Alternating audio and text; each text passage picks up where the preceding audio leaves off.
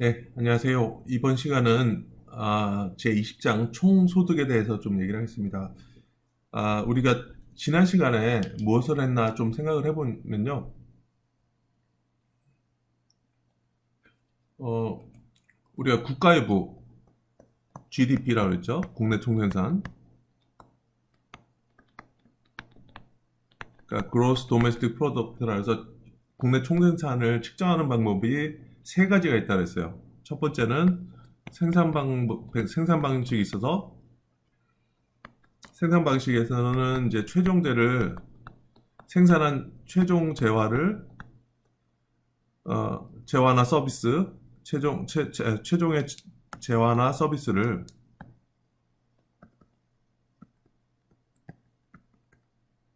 다 합하는 방식이 있다 그랬고요. 또는 이렇게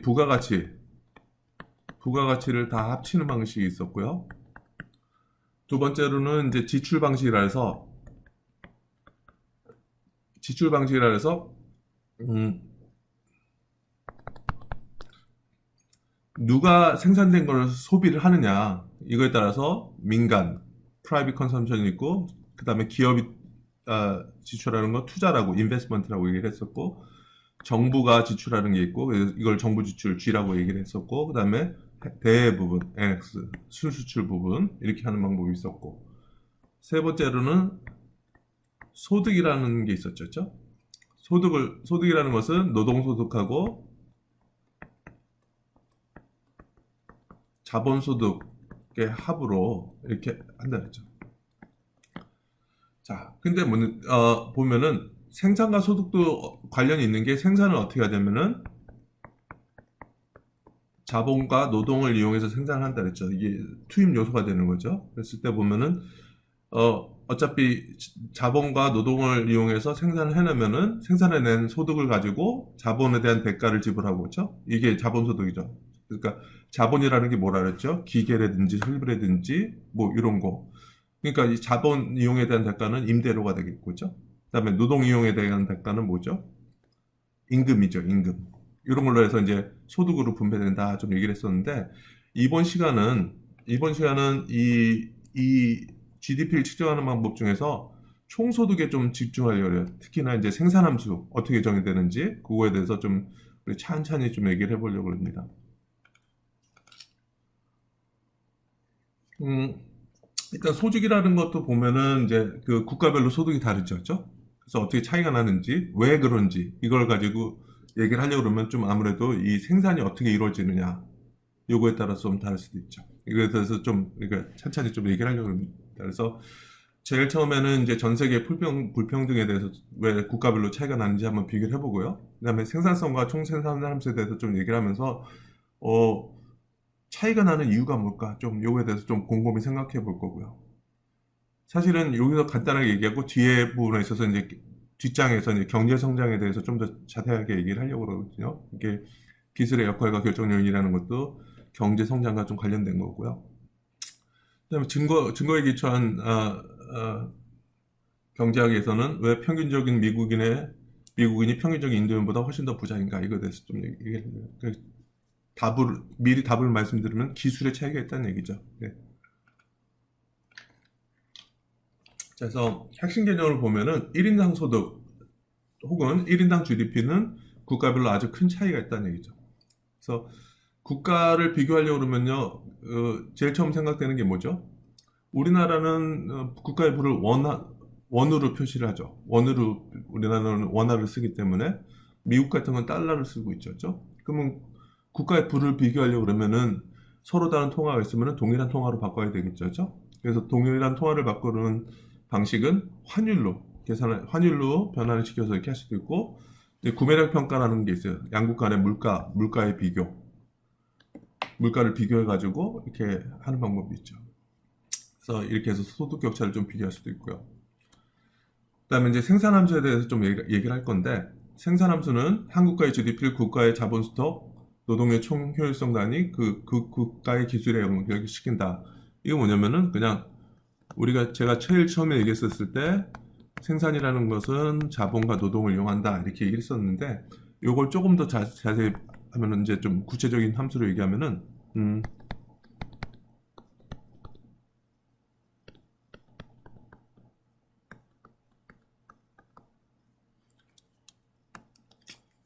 이런 식으로 좀 생산 함수를 좀 나중에 좀 더 세분화해서 할 거거든요. 그러니까 자본은 동일한 물적 자본을 얘기하는 거고, 노동 대신에 노동의 이제 효율성 같은 거, 휴먼 캐피탈에서 노동의 효율성 같은 걸 좀 추가할 거거든요. 그래서 왼쪽의 노동이라는 것은 진짜 단순 노동을 얘기하는 거고요. 오른쪽에 H라고 하는 것은 노동에다가 노동의 어떤 효율성. 그러니까 노동 같은 경우도 노동의 질이 달라질 수 있죠. 그렇죠? 똑같이 그냥 사람으로 카운트하면 한 명, 두 명, 세 명 할 수 있지만은 이 한 명, 두 명, 세 명의 노동의 질이 다를 수 있죠. 예를 들어서 교육이라든지, 그렇죠? 그런 거에서 지식이라든지 이런 걸 하면은 노동이 조금 더 효율성이 달라질 수 있기 때문에 그런 부분을 좀 고려하는 거고요. 이 A에 해당되는 부분이 이제 기술이 되는 거죠. 테크놀로지라고 하는 그거에 따라서 좀 생산이 달라질 수 있는 거죠. 그래서 그거에 대해서 좀 뒤에서는 좀 자세하게 생산하면서 좀 얘기를 할 겁니다. 그래서 GDP의 국가 간 차이는 부분적으로 노동자 1인당 물적 자본의 차이와 노동자의 인적 자본의 차이로부터 나오지만 더욱 중요한 것은 기술의 차이와 생산의 효율성 차이다. 이 얘기는 나중에 구체적으로 생산 함수를 보여주면은 우리가 분명히 좀 알 수 있을 거로 생각을 합니다. 자, 그래서 이 강의에서 우리는 1인당 소득과 1인당 GDP를 호환되게 사용한다는 얘기죠. 그래서 1인당 소득이라는 것은 1인당 GDP랑 같죠? 그렇죠? 그렇죠? 우리가 GDP는 어떻게 된다 그랬죠? GDP는 생산 방식으로도 할 수 있고 지출 방식으로도 할 수 있고 소득 방식으로도 다 똑같이 동일하게 계산된다 그랬죠? 그러니까 1인당 GDP라는 것은 1인당 소득이다. 이거랑 똑같은 얘기가 되는 거죠. 그래서 1인당 소득이라는 것은 GDP를 그냥 총 인구로 나눈 것이다. 그렇죠?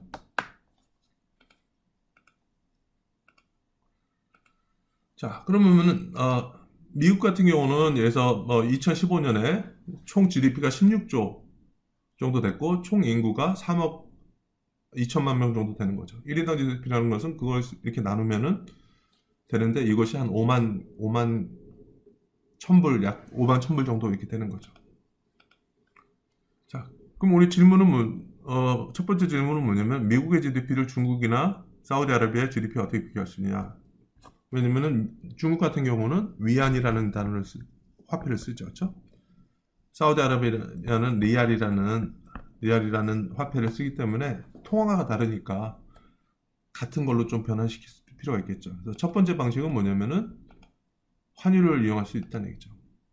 그러니까 중국의 통화로 계산했을 경우에는 GDP는 2015년 중국의 GDP는 한 60조 10억 위안 정도 되고 총 인구는 13억 정도 되고요. 13억 7천만 명 정도 되고 이걸 그냥 GDP를 총 인구로 나누면은 그냥 1인당 GDP는 이렇게 나오겠죠. 4만 3천 위안 정도 이렇게 나오겠죠. 사우디아라비아도 마찬가지로 이렇게 2조 5,210억 리알 정도 나오는데 총 인구가 3천만 명 정도니까 1인당 GDP는 8만 리알이다. 그러니까 아까 뭐 미국은 달러, 중국은 위안, 사우디아라비아는 리알 이렇게 됐으니까 서로 다른 통화를 쓰기 때문에 공통으로 변환시켜서 이렇게 할 필요가 있죠. 그렇죠? 그래서 첫 번째 방식은 뭐냐면은 환율을 이용해서 이렇게 하는 거죠. 그래서 중국 같은 경우는 위안화를 쓰는데, 그렇죠? 위안화를 쓰는데 환율을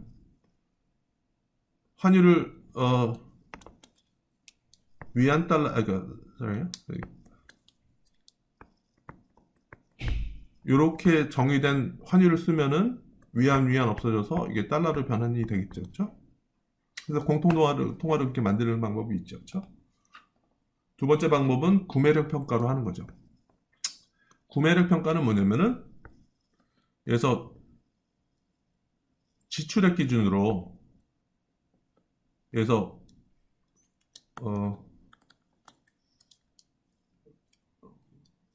중국 같은 경우 위안화가 있죠. 그렇죠? 위안화가 있는데 요거를 그냥 중국의 입장에서 구매했던 구매 가격. 요거는 잘못했네요. 중국에서 어떤 비슷한 베스켓을 구매했을 때 지출하는 금액, 그 다음 미국에서 달러로 지출했을 때 사용되는 금액, 이렇게 해버리면은 이것도 위안 없어져가지고 이것도 달러로 변환을 시킬 수가 있거든요. 그래서 그런 구매력 평가 기준으로 하는 방법도 있습니다. 그렇죠. 해당 국가 통화로 표시한 1인당 GDP. 그래서 중국 같은 경우는 이게 위안이었죠. 위안이었고 환율을 이렇게 정의된 환율을 적용시키면은 그냥 달러로 변환이 되겠죠.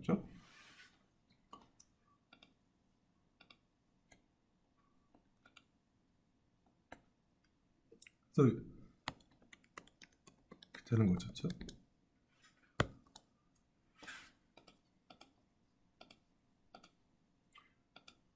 자, 그래서 중국의 1인당 GDP 위안으로 된 거는 이렇게 돼 있고, 환율이 위안 달러가 0.161 되니까 이렇게 되면은 없어져 가지고 달러로 이렇게 변환이 되는 거죠. 7,000불 정도 되는 거죠. 아까 미국 같은 경우는 1인당 GDP가 5만 얼마 됐었죠. 마찬가지로 사우디아라비아도 비슷하게 리알로 된 거를 환율을 이렇게 요런 환율을 적용시키면은 이것이 달러로 변환되겠죠. 그래서 사우디아라비아 같은 경우는 1인당 GDP가 2015년 한 2만 1,000불 정도 되는 거죠. 근데 한일을 이용해서 국가 간 GDP를 비교하는 데는 두 가지 문제점이 있습니다. 첫 번째는 재화와 서비스 가격이 국가 간에 다를 수 있다. 그래서 그 각각의 물가를 고려하지 못하는 그런 문제가 있다는 얘기죠. 그렇죠? 두 번째, 환율이 변동성이 되게 심해요. 환율의 변동성이 되게 심해요. 그래서 이런 거 같은 경우는 사실 국가의 부는 변한 게 없는데 환율이 확 크게 변함으로 인해 가지고 우리나라가 갑자기 되게 잘 사는 국가가 되는 것처럼 보이거나 또는 우리나라 부가 확 줄어드는 것처럼 이렇게 되는 거죠.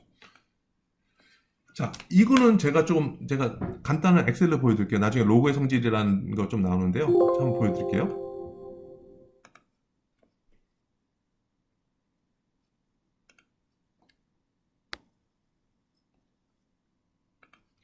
자, 어떤 게 X라는 게 있을 때 100에서 102로 변했어요. 이 변화율은 얼마죠? 여러분들 계산하는 방식은? 여러분들 보면서 100에서 102로 변했으니까 변화율은 2%죠? 자, 근데 그러니까 제대로 된 공식은 뭐냐면은 변화 후 빼기 변화 전, 그죠? 요거를 변화 전으로 나누면은 그래서 퍼센티지 곱하기 100을 하면은 2%가 되죠. 자, 그러면은 이거를 그냥 여기다 로고를 취할게요. 자연 로고라고 되어 있는데 이런 거를 그냥 자연 로고가 뭔지 몰라도 로고의 성질을 아시니까 그냥 자연 로고를 취했다고 한번 볼게요.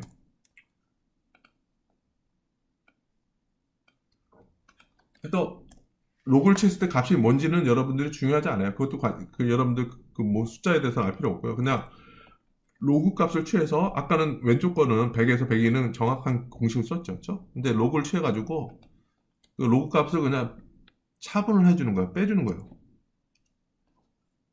그러면 거의 이게 유사하게 나오거든요. 그래서 뭐냐면은 변화율을 계산하는 방식은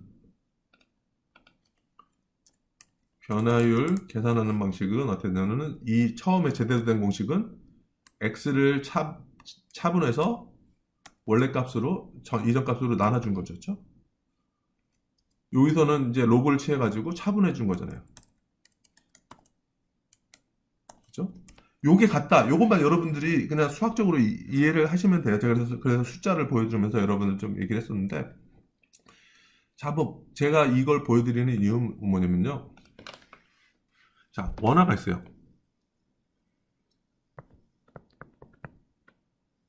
한국의 GDP. 이거 원화로 표시되어 있죠. 원화로 표시되어 있는데 환율은 어떻게 되냐면은 이렇게 보면은 우리가 달러 표시 한국 GDP가 되는 거죠. 왜냐면 원화 이렇게 해서 없어져서 달러로 되는 거죠. 그래서 원화로 된 거 곱하기 환율.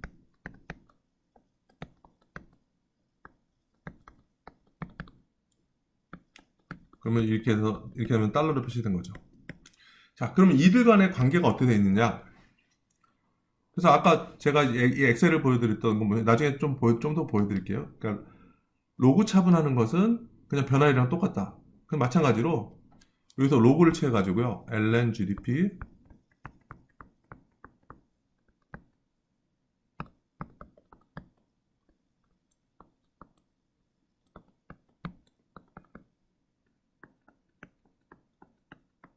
이렇게 돼 있죠.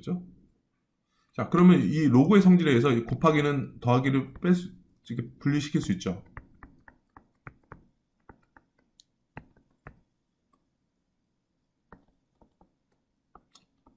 달러 원화로 된 거죠.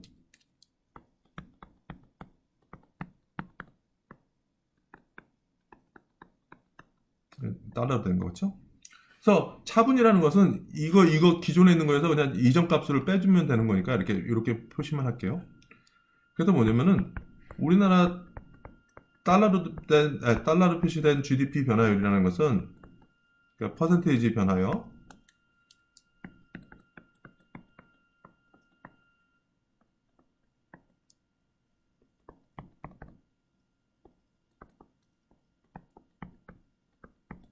자, 여기서 본 것처럼 우리나라에 달러로 표시된 우리나라의 GDP 같은 경우는 자체 원화로 환산된 우리나라의 GDP 변화, 1인당 GDP 변화율과 환율의 변화율의 합이에요. 그러니까 예를 들어서 우리나라 경제가 국내 통화로 했을 때는 변화율이 0%예요. 근데 환율이 만약에 마이너스 10% 된다 그러면은 달러 표시 우리나라 GDP는 10% 감소한 것처럼 이렇게 나오는 거죠. 그렇죠? 그래서 여러분들이 예전에 뉴스 같은 데 보면 우리나라 GDP가 3만 불이 넘었습니다. 뭐 3만 불이 안 됐습니다. 이랬을 때 되게 큰 부분은 환율의 변동에 의해서 많이 영향을 받거든요. 그러니까 그런 문제가 존재한다는 얘기죠.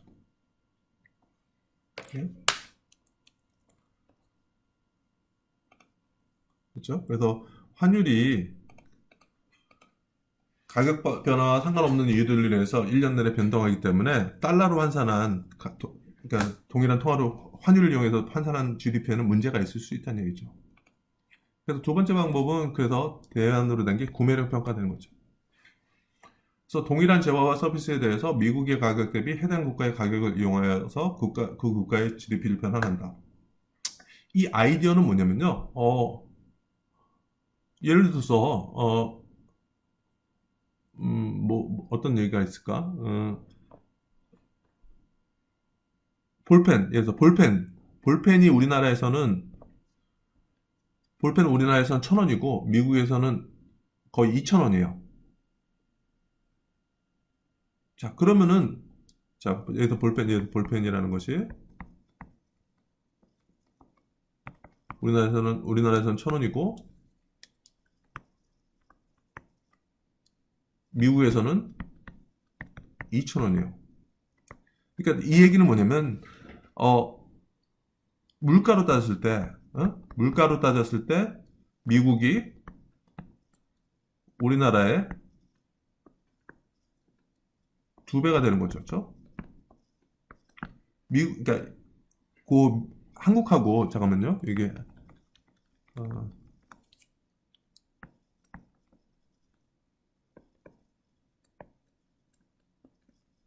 그러니까 미국하고 한국에 재화가 딱 하나밖에 없다고 생각해 봅시다. 그래서 볼펜이에요, 볼펜. 근데 한국에서는 1,000원이고 미국에서는 2,000원이에요. 물가가. 그러니까 볼펜의 가격이. 이 얘기는 뭐냐면은 미국이 우리나라보다 2배 비싼 거죠. 그렇죠? 그렇죠? 자, 그러면은 여기서 한국의 1인당 GDP가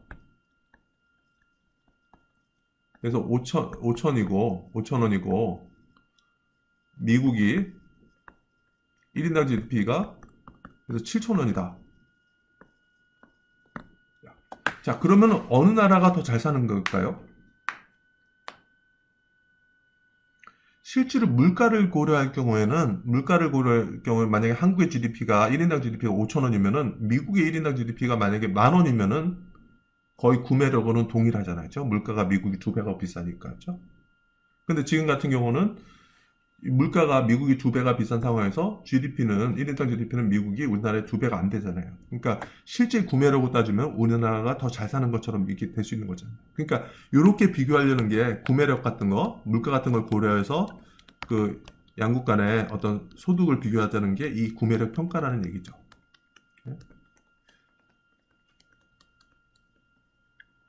자, 그래서 좀 지우고 계속 읽겠습니다.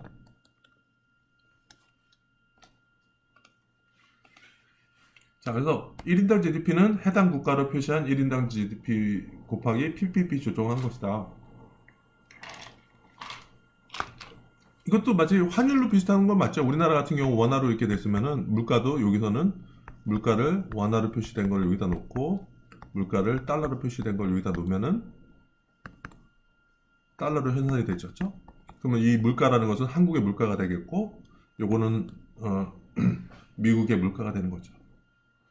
그러니까 쉬운 아이디어는 뭐냐면은 그냥 우리나라 소득에서 우리나라 소득이 5,000원이다. 그렇죠?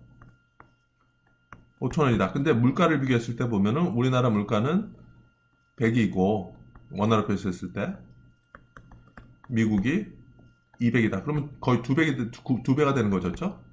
2배가 될 경우에는 우리나라의 소득도 그냥 2배 늘어난 것처럼 이렇게 쳐준다는 얘기죠. 그렇죠? 그런 식으로 이제 물가를 고려했을 때 그 정도를 조정해 준다는 얘기죠.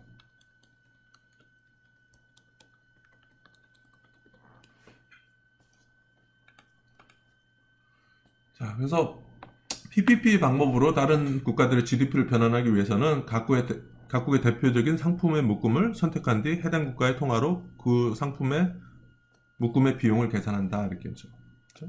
그러니까 우리가 물가 지수 이렇게 이용하는 것처럼 우리 물가를 어떻게 계산하는지 저번 시간에 배웠었죠. 그렇죠?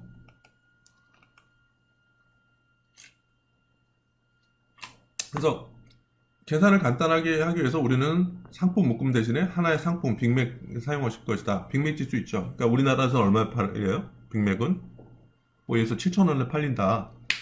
그럼 미국에서 얼마 팔리냐? 뭐 예를 들어서 $5에 팔린다. 그러면 그 비율 가지고 이렇게 계산하면 되는 거죠. 그렇죠?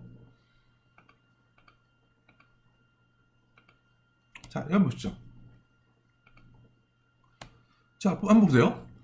자, 이거는 자, 빅맥 가격이 4.79이고 이렇게 했을 때는 예서 미국 같은 경우는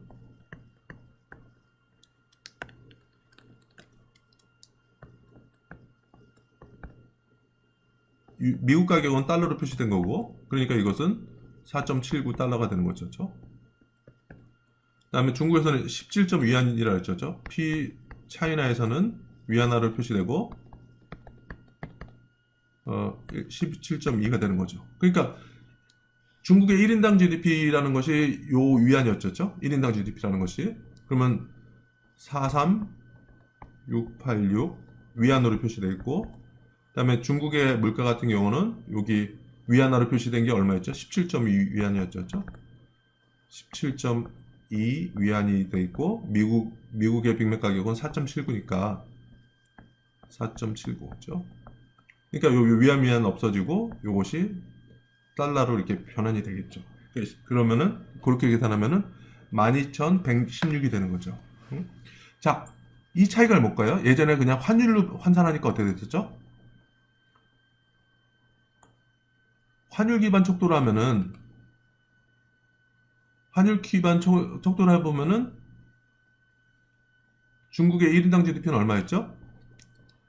7,000불이었죠. 환율로 했을 때. 그런데 이 물가를 고려해서 계산해 보니까 12,000불 나왔죠. 그렇죠?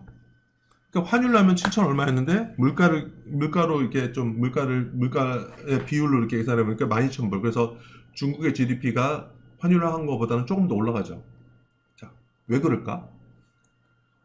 자, 이 얘기는 뭐냐면요. 중국의 물가가 상대적으로 미국보다 싸잖아요. 그렇죠? 그러니까 실제로 이제 구매력으로 따졌을 때는 위안화를 달러로 환산했을 때는 그냥 조금 더 올라간다는 얘기죠. 그렇죠? 자, 그럼 사우디아라비아도 비슷하게 해보면은 구매라고 했을 때 한 33,900불 정도 이렇게 나올 거예요. 계산하는 거는 여러분들 환율이나 구매력이나 항상 하실 때 다른 통화로 비교할 때는 요거는 리알이었죠?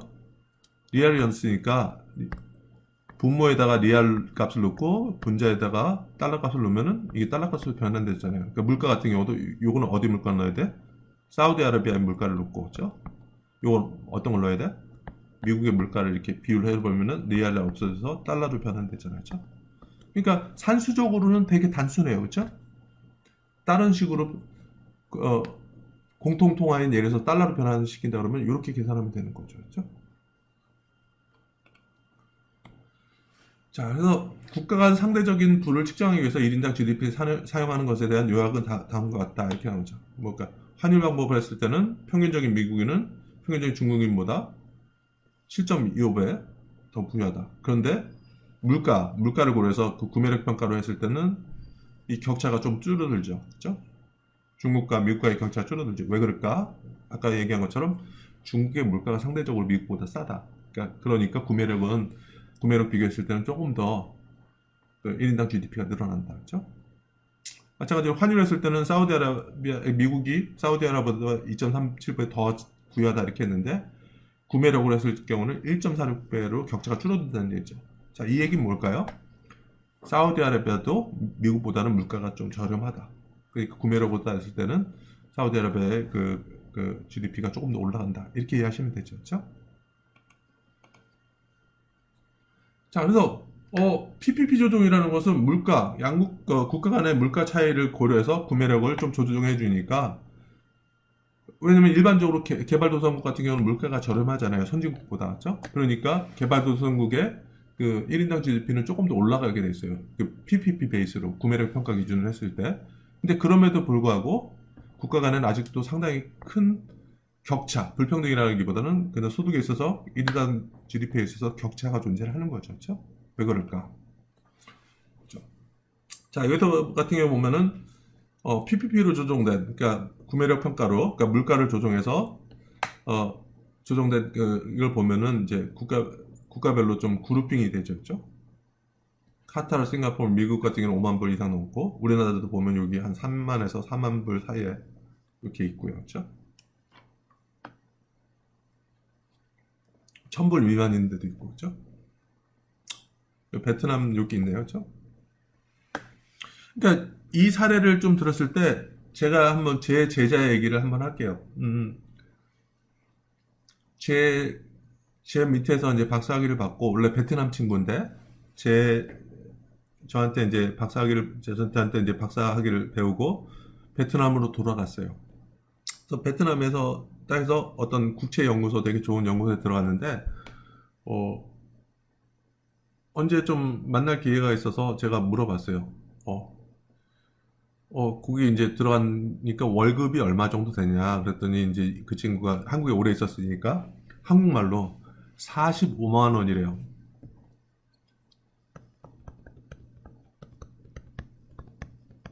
45만 원.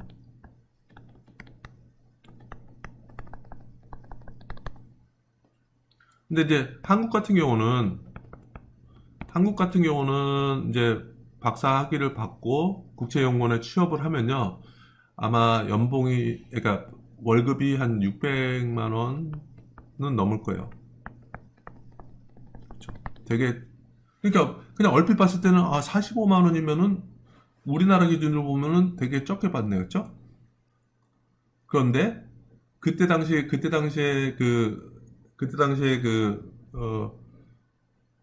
베트남의 1인당 GDP가 뭐냐면은 평균 소득이 2,500불이었어요. 2,500불. 그러면은 이거를 12개월로 나누면은 얘에서 뭐 한 200불 정도가 월 200불 정도가 이렇게 되는 거잖아요. 그렇죠? 그러니까 월 20만 원 정도 이렇게 되는 건데, 45만 원이면 그거보다는 조금 많고 이렇게 하긴 하지만은, 어쨌든 간에 격차가 좀 많이 존재하죠. 국가별로. 그렇죠? PPP로 했을 때도. 자, 그래서 뭐 전세 PPP로 조정된 1인당 소득 지도를 쭉 보면은 아주 짙은 녹색이 아주 잘 사는 나라. 그렇죠? 이게 북미라든지, 그렇죠? 여기 미국. 그렇죠? 미국 이렇게 해당되고, 유럽에서도 이렇게 돼 있고, 그렇죠? 파란색도 뭐 여기는 캐나다, 그렇죠? 4에서 5만 불, 여기 호주 이런 데 있고, 유럽의 대부분 국가들 이렇게 돼 있고, 그렇죠? 그래서 소득 격차가 국가별로도 좀 많이 나죠. 그렇죠? 자, 그래서 이거는 뭐냐면 1인당 GDP는 그냥 국가의 총 소득에다가 인구로 나눈 거죠. 그렇죠? 자, 그러면은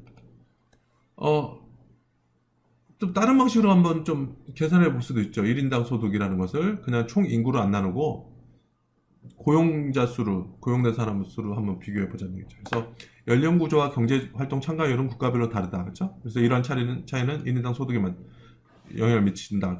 따라서 다음과 같은 식을 고려해 볼 수 있다. 그래서 차이점은 뭐냐면은 그냥 GDP를 아까는 총 인구로 나눴는데 이 고용자 수로 나눈 거죠. 그렇죠? 일하는 사람들 비율로 나누면은 어떻게 되느냐. 자, 당연히 총 인구 중에는 일을 하지 않는 사람들 포함이 돼 있죠. 그렇죠? 그러니까 그냥 고용자 수로만 하면은 1인당 GDP는 당연히 올라갈 것으로 예상이 되죠. 그렇죠? 많이 올라가죠. 그렇죠? 당연히 이쪽은 다 이쪽보다 높을 거예요. 그렇죠? 자, 카타르라는 나라는 어마어마하죠. 그렇죠? 근데 이런 나라들은 1인당으로 했을 때 상당히 상위에 돼 있지만은 실제 경제 규모 자체는 워낙 작아요. 카타르라는 나라도 한 뭐 인구가 100만이 안 되고 룩셈부르크라는 나라도 몇십만밖에 안 돼요. 자, 근데 카타르라는 나라는 뭐냐면은 산유국이죠. 그러니까 산유국이기 때문에 원유가 나오기 때문에 그걸 몇십만 명이 이렇게 나누다 보니까 1인당 수준이 상당히 높아지죠. 룩셈부르크 같은 경우도 금융에 되게 집중했거든요. 그래서 인구가 몇십만 명밖에 안 되기 때문에 금융산업이 이제 발전해가지고 확 오르고 막 그런 거 있죠.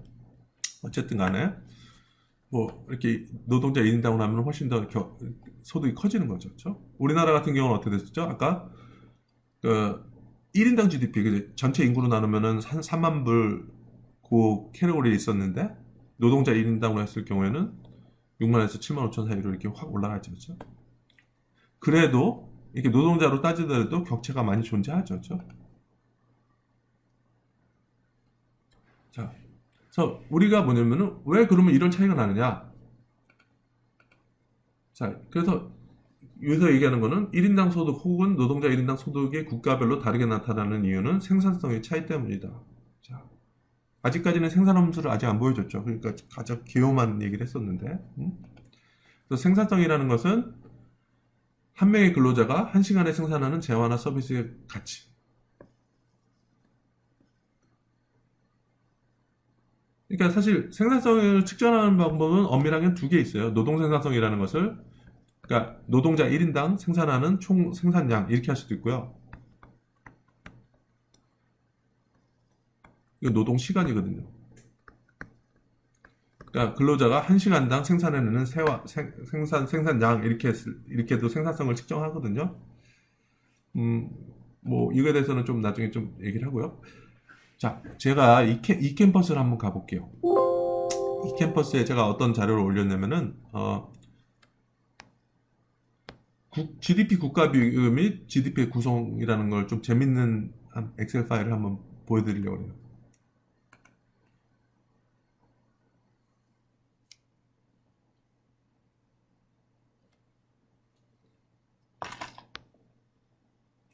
자, 여기 보면은 제가 이제 우리나라하고 미국하고 일본하고 중국하고 독일 이렇게 해서 좀 국가 간의 비교를 한번 해보려고 그러거든요. 자, 1970년부터 해서 뭐 2017년까지 해봤는데, 이거는 이제 단위는 10억 불, 그러니까 달러로 다 변환시킨 거죠. 그렇죠? 자, 이렇게 좀 해놨고, 이거를 그냥 우리나라 기준으로, 각 연도에 우리나라 기준으로 해서 미국이나 일본이나 중국이 몇 배인지 한번 비교를 해본 거였거든요. 한번 보여드릴게요.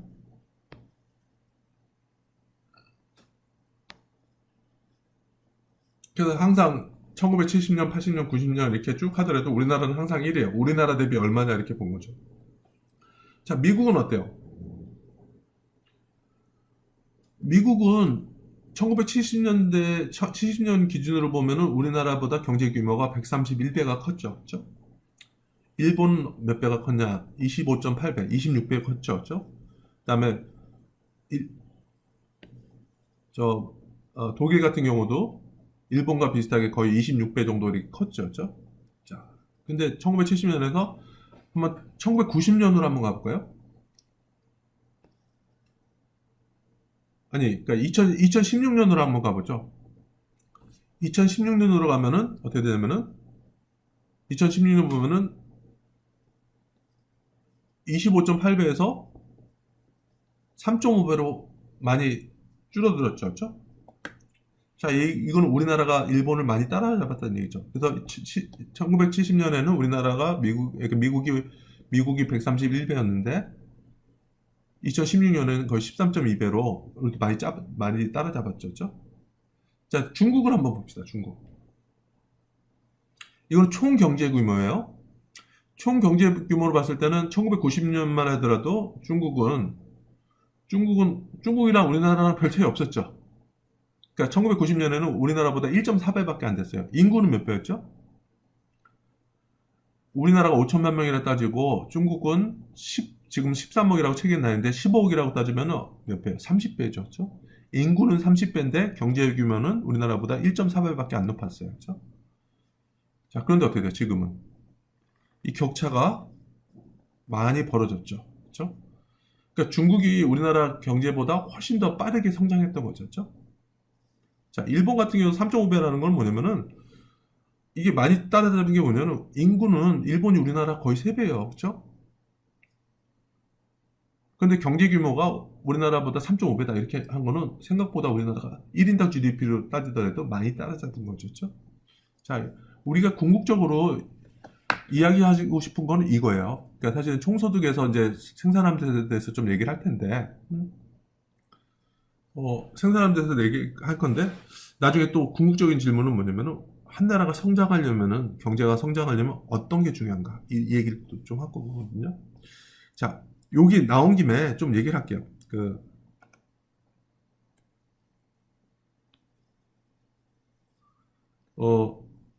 여기 우리나라 GDP 구성 요소를 한번 볼게요.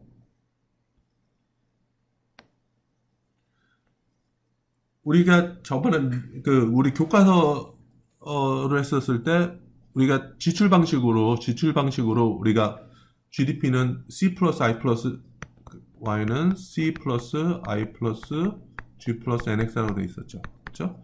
그래서 지출 방식으로 했을 때 어느 게 제일 크냐 이렇게 봤을 때는 미국에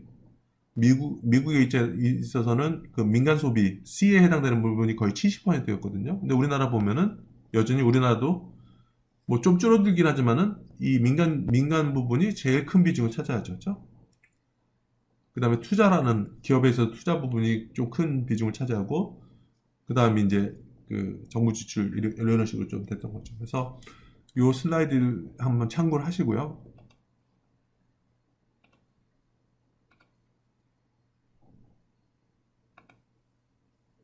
그래서 이제 이 파워포인트에 있는 것뿐만 아니라 좀 우리나라에 집중해서 좀 비교도 해봤어요. 그렇죠? 자, 그래서 뭐냐면은 국가별로 차이가 있는데, 국가별로 1인당 소득의 차이가 있는데 가장 큰 이유는 뭐냐면은 노동 생산성 때문이다. 여기서 보면은 생산성이라는 것은 노동 생산성을 의미하는 거거든요. 그렇죠? 자, 그래서 우리가 그러면은 왜 1인당 소득에 대해서 1인당 GDP에 대해서 우리가 관심을 많이 갖죠? 그러니까 1인당 GDP라는 것이 뭐 금전적으로 봤을 때는 부를 나타내는 건 맞죠. 근데 왜 그거에 대해서 우리가 많이 생각을 해야 될까? 그러니까 어떤 되게 유명한 학자가 있었어요. 우리가 경제 성장을 생각하면은 경제에서 다른 이슈는 안 보인다 그래요. 왜냐면은 잘 살아야지. 여기서 지금 보여드린 게 뭐냐면 잘 산다는 것이 다른 긍정적인 것과 되게 상관관계가 높다는 얘기죠. 그러니까 뒤에서 보겠지만은 더 잘 살수록 더 건강하고 여러 가지 더 행복하고 막 그럴 수 있다는 얘기죠. 그래서 지금 이걸 보고자 하는 거죠. 그래서 1인당 소득 또는 노동자 1인당 소득과 생활 수준에 대한 다양한 척도 간에는 양의 상관관계가 존재한다는 얘기죠. 그래서 생활 수준을 측정하기 위해서 절대 빈곤율, 기대 수명, 인간 발달 지수를 이용한 다음의 세 개 슬라이드는 이러한 상관관계의 증거를 보여준다는 얘기죠. 그래서 이건 뭐냐면은 1인당 GDP가 늘어날수록, 그죠? 1인당 GDP가 늘어날수록 절대 빈곤의 기준은 뭐냐면은 글로벌로 봤을 때 하루에 1.9달러보다 적은 돈으로 살아가는 인구 비율. 요것이 감산된 얘기죠. 그러니까 경제가 성장하면은, 그러니까 부가 늘어나면은 빈곤은 떨어진다. 그죠? 그냥 여기서 슬라이드 보여주는 건 단순한 그거예요. 그러니까 빈곤자가 줄어든다. 그죠? 두 번째, 1인당 소득이 높을수록 기대 수명이 높아진다. 더 오래 산다. 그리고 또 건강도 관련돼 있어요. 기대 수명이 훨씬 더 늘어난다. 그죠? 세 번째 보면은 인간 발달 지수. 그죠? 1인당 소득이 되면은 인간 발달 지수가 높아진다. 뭐 여러 가지 또 사람들 사는 데 있어서 긍정적인 영향을 미친다는 얘기죠. 그죠? 그래서 뭐 제가 그 엑셀로 그 이캠퍼스 올린 것도 있지만은 여기서는 이제 국가별로 1인당 소득이 얼마고 인구가 얼마고 총소득, 그러니까 요거를 총소득을 인구로 나눈 게 1인당 이렇게 되는 거죠. 이렇게 쭉 국가별로 이렇게 비교를 하는 거죠. 좀 차이가 있고, 그렇죠? 2017년 기준으로 이렇게 되는 거고요. 자, 그러면은 우리가 궁극적으로 어떻게 되는지 하기 위해서 이제 본격적으로 생산성과 총 생산량에 대해서 좀 얘기를 하겠습니다. 자, 그래서 잠시만요. 좀 오타가 있네요. 생산성의 차이는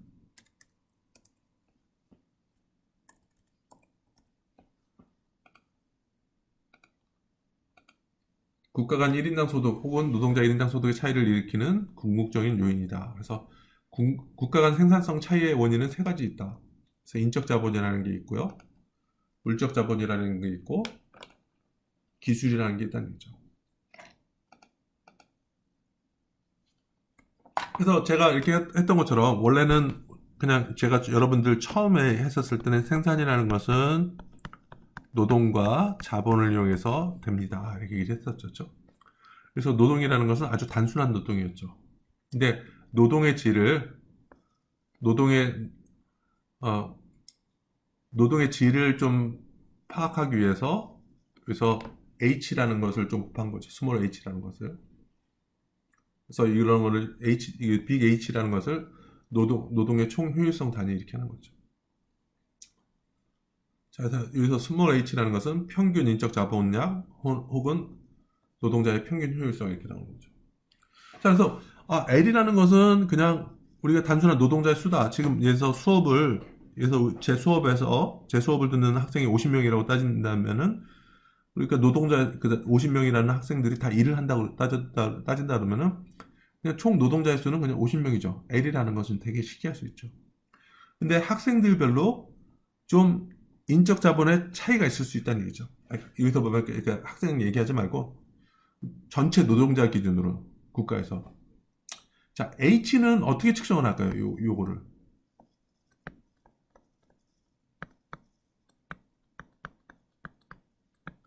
그러니까 여기서 이 스몰 h라는 것은 이 노동의 질을, 퀄리티를 얘기하는 거죠. 그렇죠? 이거 어떤 걸로 측정할까요?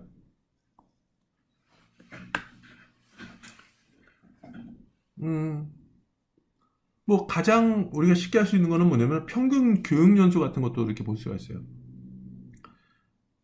하나의 그 노동의 질을 판단할 수 있는 것은 예를 들어서 평균 교육 연수. 그래서 뭐냐면은 그러니까 일반적으로 대학까지 나오면은 평균 교육 연수는 어떻게 되죠? 초등학교 6년, 중학교 3년, 고등학교 3년, 12년에다가 그렇죠? 대학 4년 이렇게 하면 16년 이렇게 되는 거죠. 그렇죠? 그래서 교육을 몇 년 받았느냐에 따라서 이것이 그 노동의 질과 밀접하게 관련돼 있다면은 그 H라는 것을 교육 연수를 통해서 이렇게 좀 이렇게 우리가 측정을 할 수도 있는 거죠. 그렇죠? 그래서 그러니까 여기서 원래 제가 얘기한 것처럼 여기서 원래는 노동과 자본을 이용해서 생산합니다 이렇게 하는데 노동의 질이 차이가 있을 수가 있으니까 이 효율성, 노동의 총 효율성으로 이렇게 바꿨다는 얘기죠. 그렇죠?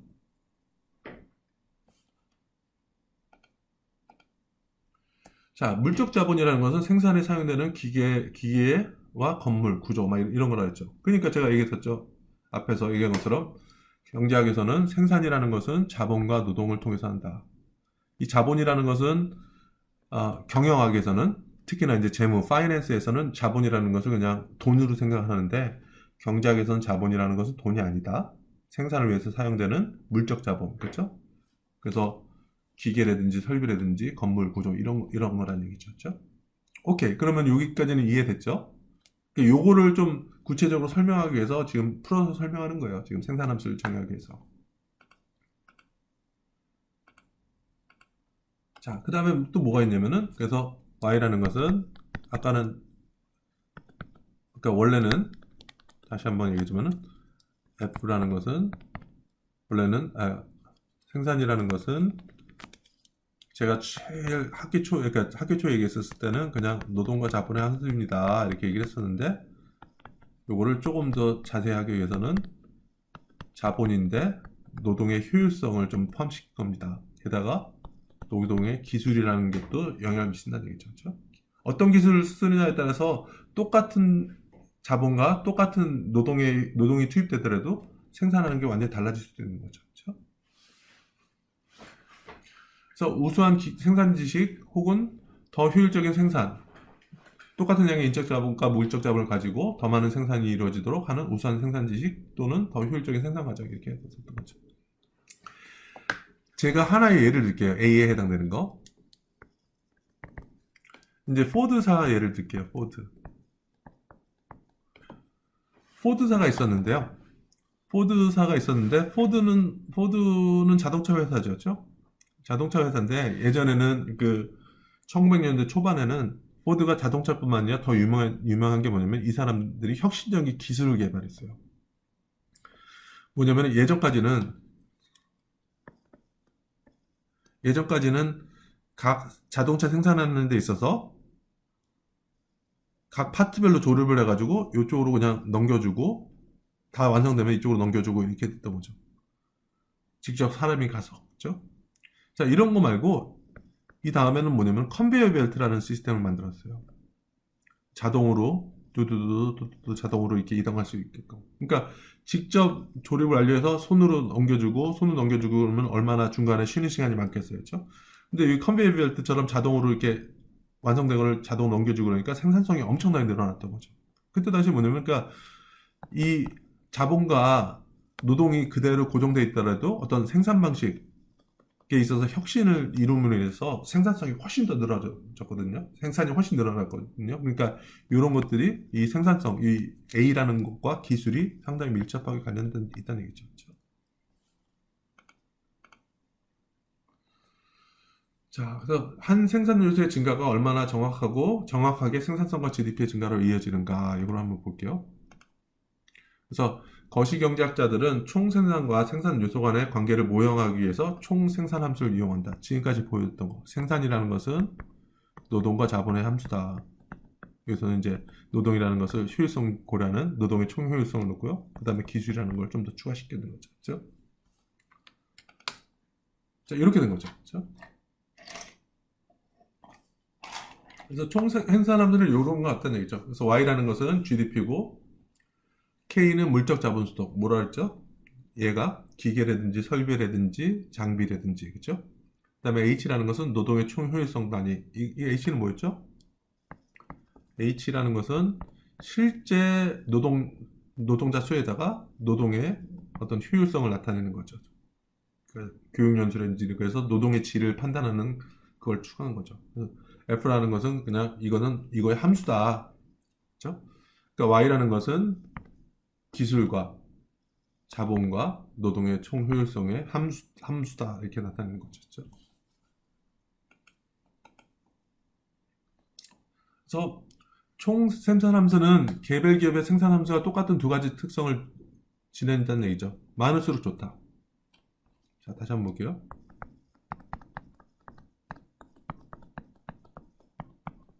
그렇죠? 자본을 더 많이 투입할수록 생산은 더 많이 된다. 그 다음에 노동을 더 많이 투입할수록 당연히 생산은 늘어난다. 이거죠. 많을수록 좋다. 그래서 다른 생산 요소를 일정하게 유지한 채 유지한 채 물적 자본 혹은 노동의 총 효율성 단위의 증가는 GDP의 증가로 이어진다. 그렇죠? 자, 중국이 우리나라보다 왜 총 GDP로 따졌을 때, 총 국가유보로 따졌을 때 우리나라보다 왜 높아지느냐? 인구가 많죠. 그죠? 그러니까 생산에서 투입 요소 중에 하나인 인구라는 게 우리나라 30배이기 때문에 Y가 더 우리나라보다 더 높다 이렇게 할 수도 있고요. 그렇죠? 자, 두 번째는 뭐냐면은 여기서 중요한 거는 한계 생산물 체감의 법칙입니다. 그래서 GDP에 대한 한 생산 요소의 한계적인 기여는 그 생산 요소의 사용량을 늘릴 때 감소한다는 것을 말한다. 다른 요소는 모두 일정하게 유지할 때. 이게 뭐냐면은 뒤에 있는 것처럼 그렇죠? K. 그러니까 기계 같은 걸 계속 넣을수록 더 많이 기계를 도입할수록 생산은 늘어나긴 하는데 이 늘어나는 정도가 줄어든다는 얘기죠. 그러니까 처음에 도입했을 때는 늘어나는 속도가 보세요. 증가율이라는 것은 이 함수의 기울기랑 관련되어 있어요. 한계라는 것은 기울기랑 관련되어 있다. 그러니까 한계 생산성이라는 것은 수학적으로 얘기하면은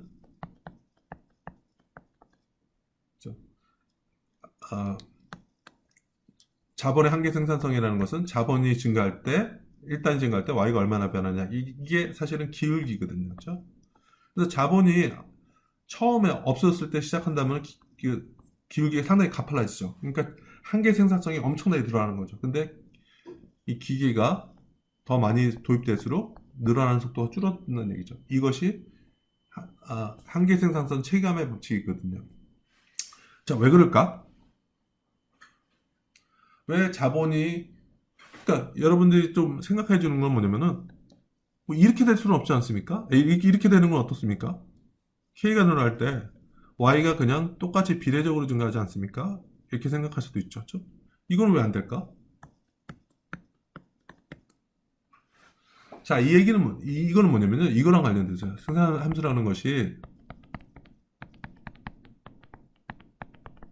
자, 아까 이 H는 뭐였죠? 그러니까 노동하고 노동의 질을 포함한 거였죠. 자,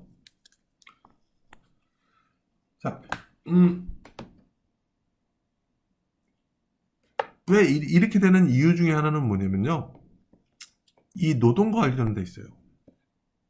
K 증가하고 노동하고 밀접하게 관련돼 있어요. 그러니까 뭐냐면은 노동과 자본이 같이 늘어나면은 Y도 그냥 이렇게 같이 늘어날 거예요. 비례적으로. 그런데 뭐냐면은 이 자본을 한번 여러분들 이 물적 자본을 한번 컴퓨터로 생각해 보세요.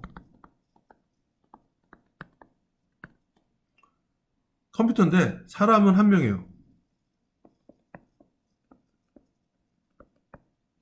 사람은 한 명이에요. 자, 사람이 한 명 있었을 때 컴퓨터가 한 대 있으면 어떻게 돼요? 아주 이상적이죠. 한 사람이 컴퓨터 하나를 딱 하니까 아주 생산성이 확 늘어나겠죠. 그러니까 여러분들 그렇잖아요. 손으로 계산하다가 갑자기 컴퓨터 한 대 딱 들어오니까 컴퓨터로 계산할 수 있으니까 생산성이 확 늘어나죠. 컴퓨터가 한 대 늘어났을 때. 사람이 한 명 있었을 때. 그러니까 여기서 보여주는 건 뭐냐면은 다른 투입 요소는 고정돼 있었을 때 자본만 늘렸을 때 어떻게 되냐 이런 그림이거든요. 자, 그러면 한 명 있었을 때 컴퓨터 하나 있으면 생산성이 엄청 늘어나겠죠. 근데 사람 노동력은 그대로 가만히 넣어놓고 만약에 컴퓨터가 두 대가 되면 어떻게 되겠어요? 컴퓨터 두 개 하니까 컴퓨터 한 사람이 컴퓨터 두 대를 이렇게 할 수도 있겠죠. 뭐 다른 건뭐 어떤 뭐 프로그램 한번 뭐 돌아가게끔 이렇게 할 수 있고 또 다른 컴퓨터를 작업할 수 있겠죠. 그런데 한 사람이 하나의 컴퓨터에 집중해서 쭉 하는 것보다 이 두 번째 컴퓨터를 했었을 때 그러니까 아무래도 컴퓨터 두 개니까 생산은 늘어나겠지만은 각각의 효율성이라는 것은 첫 번째보다는 좀 줄어들 수 있잖아요. 그렇죠? 그러니까 그런 식으로 봤을 때 하나를 고정시키고 K만 늘렸을 때는 전체적인 생산량은 늘어나긴 하지만은 늘어나는 속도가 줄어들 것이다. 이것도 마찬가지죠. 자, 노동도 마찬가지예요. 자, 노동도 뭐냐면 그냥 사람들 투입하는 대로 생산이 여기서 H라고 그랬죠. 노동의 질까지니까 뭐 이렇게 늘어나는 건 아닙니까? Y가 비례적으로 그냥 근데 이게 아니라는 얘기죠. 그렇죠? 왜 그럴까요? 자, 이랬을 때 보면은 이것도 마찬가지예요. 여러분들 생각했을 때 생산이라는 것이 K와 H, 노동의 질, 그쵸? 노동의 질로 이렇게 되는데, 노동 쪽만 특화했을 때, K가 변하지 않았을 때, H만 증가했을 때 어떻게 되냐, 이거죠. 노동의 효율성만 증가했을 때. 이 얘기는 아까도 마찬가지로 컴퓨터만 하나 있는 거예요, 컴퓨터. 자본은 그대로 변하지 않았을 때, 그쵸? 컴퓨터 하나 있었을 때, 노동을 한 명을 고용해서 어떻게 돼요? 이것도 마찬가지로, 노동을 한 명 고용하니까, 한 명이 컴퓨터를 하나 다룰 수 있으니까 생산성이 되게 높죠. 근데 만약에 컴퓨터 한 대 있는데 또 한 명을 고용했을 때는 어떻게 돼요? 자, 그럼 지금은 뭐냐면 사람은 두 명이 있는데 컴퓨터는 한 대만 있는 거였죠? 자, 그러면 어떻게 돼요? 컴퓨터를 나눠서 써야 되죠, 그렇죠? 그러니까 어쨌든 간에 한 명이 있었을 때는 한 명이 컴퓨터를 하는데 물론 이제 그 한 명이라는 것이 24시간 다 컴퓨터를 작업할 수 없잖아요. 그러니까 한 사람이 두 명이 왔을 때는 대부분의 시간은 한 명이 어떤 컴퓨터를 작업하고 이 남는 시간에 또 다른 사람이 두 번째 사람이 이렇게 컴퓨터를 쓸 수 있겠죠. 자, 그러면은 컴퓨터를 한 대인 상황에서 한 명 고용했을 때보다는 두 명 고용했을 때 총 생산은 늘어나겠죠. 근데 생산이 늘어나는 속도는 이렇게 줄어든다는 얘기죠. 기울기가 이렇게 평평해진다는 얘기죠. 자, 그러니까 여러분들 봤을 때 보면 이 노동의 효율성 단위니까 노동이 증가할 때 생산이 늘어나는 게 이렇게 되는 것들이 이유가 있는 거죠. 왜 다른 요소는 변하지 않는다고 가정했기 때문이죠. 자, 이제 그런 식으로 되는 거죠. 그래서 이 경우는 물적 자본 수독은 일정하다, 고정되어 있다 이렇게 하는 컴퓨터 한 대로 고정되어 있다 이런 가정하에서 이렇게 되는 거죠, 그렇죠?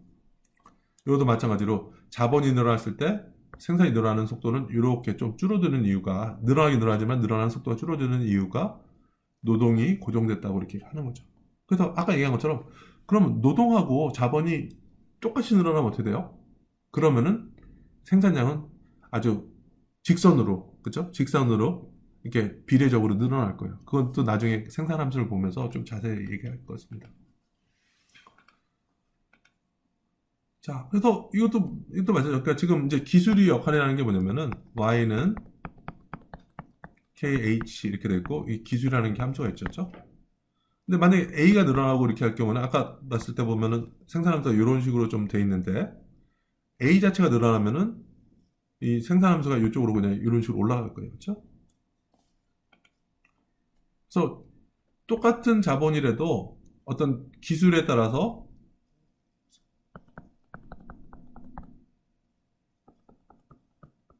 요거 있죠, 그렇죠?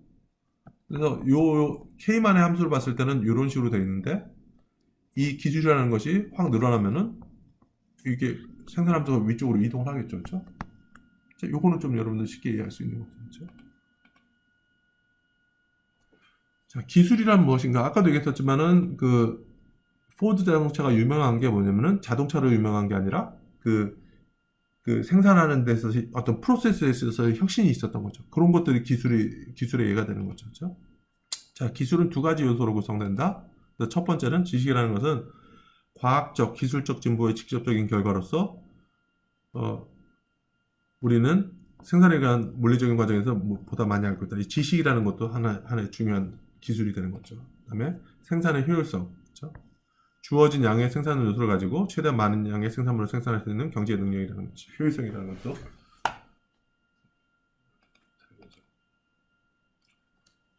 지식이라는 것은 우리가 봤을 때 보면은 또 한편으로는 이 H라는 것에 뇌대될 수 있다는 얘기죠. H는 뭐였죠? 노동의 효율성 단위였는데 이것은 물리적인 노동자 수에다가 노동의 어떤 효율성, 그렇죠?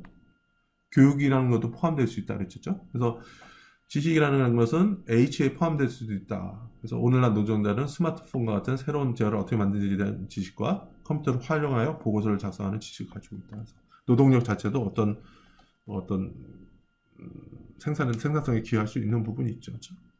그래서 이러한 지식의 일부는 인적 자본이 되며 이로 인해 오늘날의 노동자들은 선조들보다 더욱 생산적이게 다양한 일들을 수행하고 있다. 얘기죠. 자, 그래서 우리가 분리시킨 이유가 뭐냐면요, 그렇죠? y는 a 곱하기 kh 이렇게 됐을 때, 요 기술이라는 것은 요 k와는 분리될 수 있다는 얘기죠. 그러니까 물적 자본과는 다른 점이 존재한다는 얘기죠, 그렇죠? 그래서 물적 자본은 아까 뭐라 했죠? 우리가 기계라든지 설비라든지 그렇죠? 설비라든지 이런 거죠. 그럼 이 물적 자본이라는 것은 컴퓨터는 있는 거죠, 그죠? 근데 컴퓨터와 관련된 이거는 물적 자본 K에 포함된 거죠. 근데 컴퓨터 활용과 관련된 거, 그래서 컴퓨터를 활용해서 아주 획기적인 거 나오는 거는 이 A에 되는 거죠. 그래서 과거 오래전에도 컴퓨터는 존재했으나 현재의 컴퓨터 성능과 비교하여 많이 떨어지면 결국 기술의 진보는 우리가 수행할 수 있는 임무의 수와 달성 속도를 급속히 증가시켰다는 얘기죠.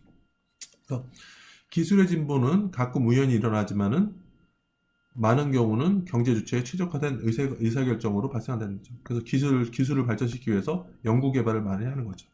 연구 개발은 직접적으로 K와 H를 늘리진 않아요.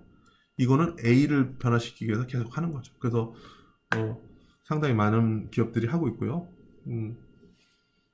어느 연구에 따르면은 그 R&D 투자에 대한 수익성이라는 것이 40%라고 그러더라고요. 그러니까 기술 개발 투자라는 것은 실패하는 경우도 많고 그러는데 한번 성공하면 엄청난 이득을 가져다 주기 때문에 이 R&D 투자 수익률이라는 것은 40% 상당히 높다. 그러니까 기업들이 적극적으로 R&D를 하고 있다. 이런 얘기죠. 또한 기술의 진보라는 것은 기업가 및 기업의 가단성 있고 최적화된 결정으로부터 이루어진다. 그래서 여러분들 많이 봤었죠. 페이스북이라든지 또는 애플, 그쵸? 기업가 정신에 의해서 만약에 기술의 혁신이 일어날 수도 있다. 이런 얘기죠. 그렇죠? 미국의 기업과 정부는 과학을 생산에 적용시키는 새로운 방식을 찾고 새롭고 향상된 재화와 서비스를 개발하기 위해서 4,400억 불, GDP의 한 2.8%를 연구 개발에 사용하였다. 얘기죠. 자, R&D와 같은 과단성 있는 행동이 어떻게 경제 기술 수준을 향상시킬 수 있는지를 보여주는 한 예가 무어의 법칙이라는 얘기죠. 무어의 법칙은 뭐냐면은 인텔 창업자인 고든 무어의 이름을 딴 무어의 법칙이 있는 거죠. 그래서 이거는 뭐냐면은 컴퓨터 칩에 붙는 트랜지스터의 수, 즉 처리 속도가 약 2년마다 2배가 될 것이라고 예측한다. 2년마다 2배가. 이걸 뭐로 했었는데 나중에 보면은 황해 법칙이라는 게 있어요. 황해 법칙. 예전에 삼성전자에 있는 그분이 얘기했었는데 매 2년마다 메모리 처리, 그러니까 램 수가 2배로 늘어난다. 막 이런 식으로 이렇게 좀 얘기하는 거죠. 그러면 매년 그러니까 2년마다 2배가 되면은 지수적으로 늘어나겠죠. 실제로 삼성이 그렇게 개발을 했었고요. 황해 법칙이라는 것도 이거랑 비슷한 거긴 하죠. 자, 그러면 이제 우리 질문은 뭐냐면은 왜 평균적인 미국인이 평균적인 인도인보다 훨씬 더 부자인가? 그렇죠? 이 부분은 우리가 다음 시간에 좀 얘기를 할게요. 구체적인 이 총소득뿐만 아니라 이제 총소득 관련된 부록 부분이 있거든요.